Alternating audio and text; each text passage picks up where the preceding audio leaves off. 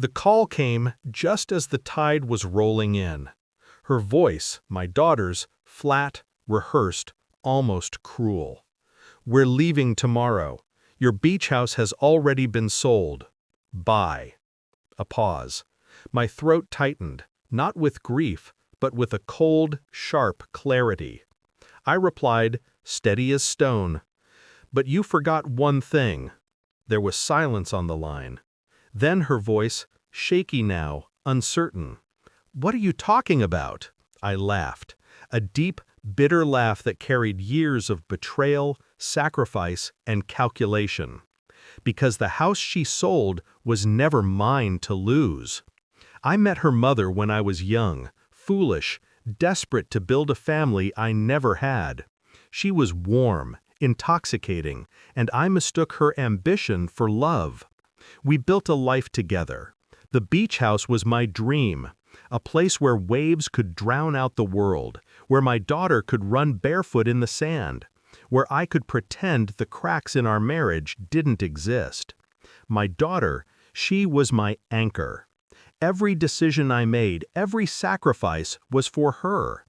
For years, I believed loyalty and love would hold us together. But loyalty is fragile in the hands of the greedy. It started with small shifts, my wife's late-night whispers, my daughter's sudden distance, the lingering smell of cigars that weren't mine. I didn't confront them, not yet. Instead, I watched. One evening, I overheard my daughter on the phone. Her words sliced through me like glass. "He's old. He won't fight back. We'll sell the house, take the money, and start over." The voice on the other end? Her mother. Together, they had reduced me from husband and father to obstacle and wallet. My chest burned, but my face stayed calm. Because in that moment, heartbreak gave way to something sharper: clarity. Shift in mindset, strategic planning. I didn't rage. I didn't beg. I planned. The beach house. They thought it was the prize. They thought stripping it from me would destroy me. But they had forgotten one crucial detail. I had never truly trusted either of them. Years ago, anticipating storms like this, I had transferred the deed, not to myself, not even in my name, but to a private trust under my sister's control. Ironclad, invisible. On paper, the house wasn't mine. It never was. Let them sign contracts. Let them think they had won. They were selling smoke. But that wasn't enough. No, betrayal this deep demanded more than silence. It demanded a reckoning. First, I moved quietly. I froze the joint accounts, diverted my assets, shifted every last dollar into protected investments she couldn't touch. Then I waited. Watched as they planned their grand escape, fueled by money they never actually had. The buyers, of course, contacted me when the papers fell apart.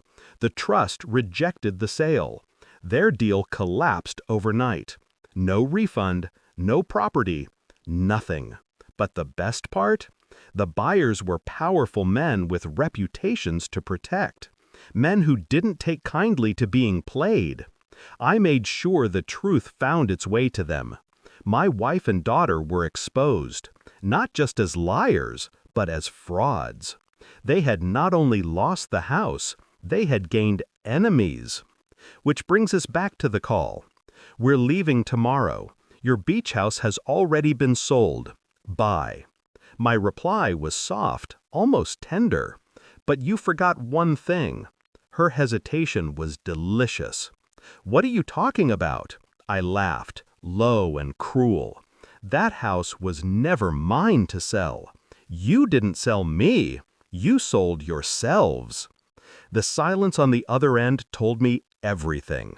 I could almost see their faces drain of color, the sudden weight of realization pressing down. "Check the deed," I whispered.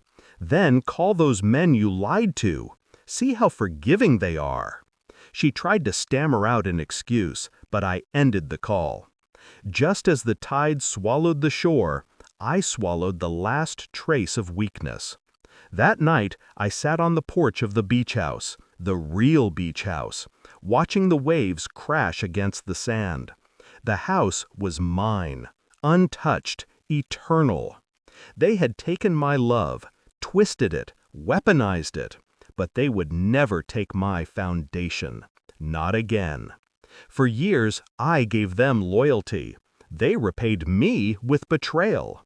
Now I had given them nothing but silence, and they were drowning in it.